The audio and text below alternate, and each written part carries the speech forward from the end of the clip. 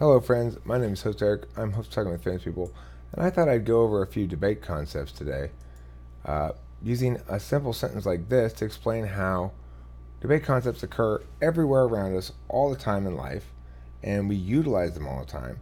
But because we don't really understand exactly what they are, we may use them in a sloppy fashion. We can clean that up, and it'll be a very nice thing to do. Resolved, we should go to the Arboretum on Tuesday morning to take pictures for the upcoming wedding. This is the sort of thing that one might imagine somebody claiming. We should go to the Arboretum on Tuesday morning to take pictures for the upcoming wedding. You can learn a lot about reasoning, thinking, analysis, parsing out of sentences and stuff from a simple claim like this. Note first that it's a normative claim. It says we should go. It tells us what we ought to do, not what we are doing. It's not descriptive. It doesn't predict. I suspect we will go to the Arboretum. It prescribes. It says what we ought to do. Now, as with the doctor's thing, a prescription is for a problem of some sort. So the fact that you're making a normative claim implies that you need to, that there's a problem that's being, at least claimed, there's a claim that a problem is being resolved by your proposed solution. Your solution is go to the Arboretum, take pictures for the upcoming wedding. The problem, naturally, is going to be you want to have pictures for the wedding, you don't have them yet. All right, so the details. This one says when and where. This is to the Arboretum. That's where. On Tuesday morning. That's when. Now, those ones we're going to note like that. These details are things that you could dispute about the resolution under dispute. The resolution is the thing the person's saying we ought to do, is the thing that you're then going to have to parse out to figure out whether he's right or not. I'm not saying you're going to argue about it. I'm saying we're going to figure out if that's a good idea or not by testing it in a neutral way, in a person-neutral way. So, criteria. The criteria here is implied. The implied criteria is not shown anywhere in here, but it is that is this a good way to solve a need that we have that's as yet unresolved? We haven't yet dealt with the pre-wedding pictures where we take those pictures by the lake and shit like that. Is this a good way to resolve that problem? I say this is a good way to resolve that problem. So the criterion then would be it resolves a problem and is preferable to alternatives, basically. Or does it resolve the problem in a way that is preferable to alternatives? Whoever best shows that either it does resolve the problem and is preferable to alternatives, or shows that it doesn't resolve the problem and or is not preferable to alternatives, should win the resolved point in question. So inherency refers to whether or not there actually is a problem. But hold on, I want to go on to this thing here before we go any further. The criteria is, I should put this here, it's sort of contained within the why to take pictures and that's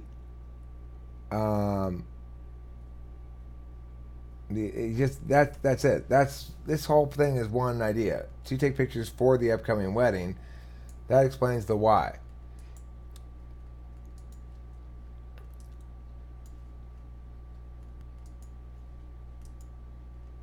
All right, so inherency basically is a question of, well, do we have inherency means, is there actually a problem and will it solve itself? Well, yes, there's actually a problem. We need pictures. We need pictures for the wedding. And it is not going to solve itself. It's not like an instance where a child is growing and eventually they're tall enough to ride the ride. These pictures won't take themselves if we wait long enough. So that's important to note for inherency. Solvency. Will this prescribed action solve the problem? The problem is, again, we need pictures. So the answer is yes, 100%. We could talk about the probability of this impact as being 100%. We can talk about the magnitude of it being, it's binary, so it's complete. And we can talk about the significance of it being, well, that's going to be a matter for, is this significant in the bigger picture or not? Significance regarding the resolution is absolute. All right, harms. What are the harms in the status quo of not having any pictures? Well, the harms of the status quo of not having any pictures are probably your woman and or her friends or relatives or whatever will be very upset at you, yada, yada, yada, yada. We can imagine what the harms are that make this justifiable to solve. Okay, significance. Are those okay? Those harms exist, but are they significant enough? Will she be really mad or just a little bit like, okay, whatever?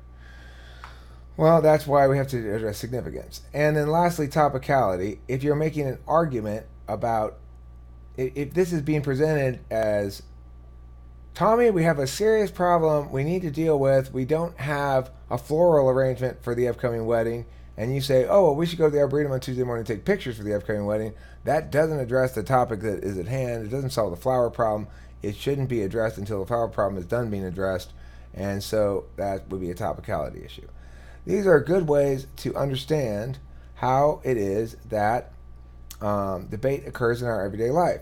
So if, in fact, you wanted to challenge this, if you suggested this to the woman and she was like, no, I just don't like that kind of a backdrop. I want something more urban, more city, maybe a little bit of, or rustic, one of the two. I'm not sure. What is she doing? She's challenging one of the details specifically. She's saying, she's challenging on a contention level whether this is a good idea in and of itself. She's saying that the Arboretum is a bad place to go. I agree with you that we should go somewhere to take pictures. I'm not objecting to Tuesday morning, but we shouldn't go to the Arboretum. Or alternately, where? That's like rebutting a contention level argument, saying, I'm debating out the nitty gritty of your plan. The why part, to take pictures for the upcoming wedding, you could say in response to it, well, look, I do want to go to the Arboretum on Tuesday morning, but not to take pictures for the upcoming wedding. I'd like to go there instead to take pictures for my nature project that I'm working on, and I'm taking pictures of plants and shit like that. Okay, so in that case, we'd negate the resolution because even though we're going to go to the Arboretum on Tuesday morning, it's not for the reason prescribed. And we won't do the action prescribed. We won't do the action of taking pictures for the wedding. We'll do some other action, so therefore we negate the resolution. If I were to attack it on inherency, I'd say, honey, remember we took those last Wednesday. Okay? Or, honey, remember we've got scheduled that afternoon to do it in front of the library. We already hired the photographer. We can't change that now. You know, that would be, the problem's going to solve itself if we don't do anything, so stop producing solutions to problems that are already solved. But regarding solvency, if it didn't solve the problem, it would be something like, we should go to the Arboretum on Tuesday morning and take pictures of the upcoming wedding.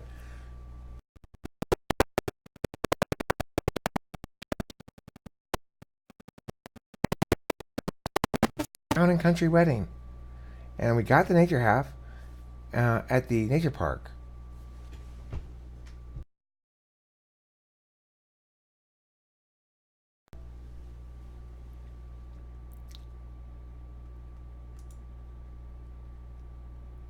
Mic check.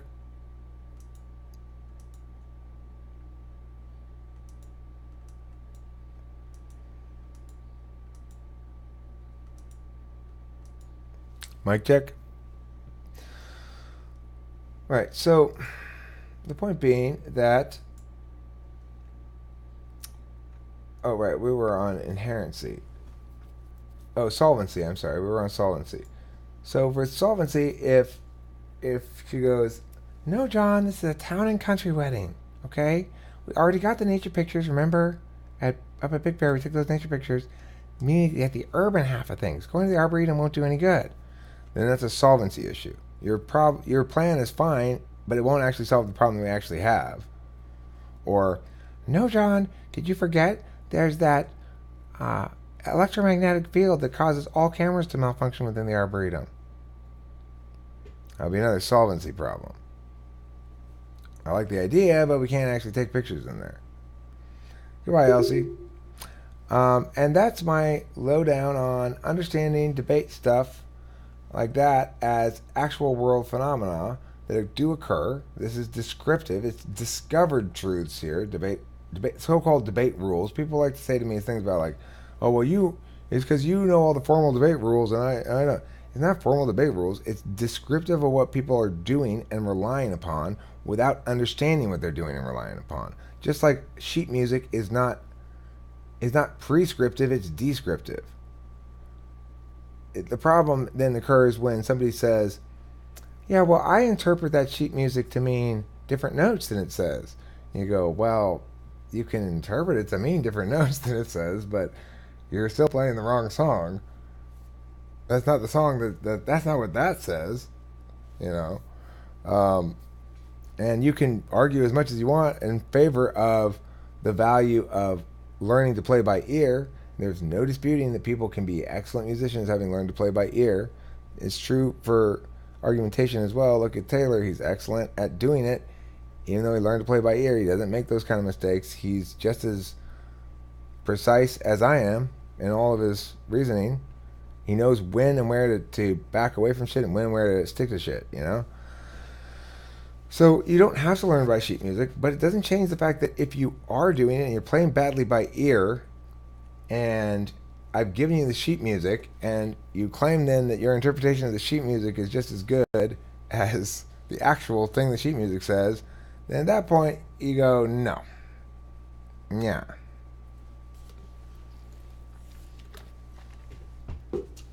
Anyway, was that the end of this video? Yeah, that's the end of this video, and I'd like to remind you not to forget to eat plenty of cheese. Plus, I love you.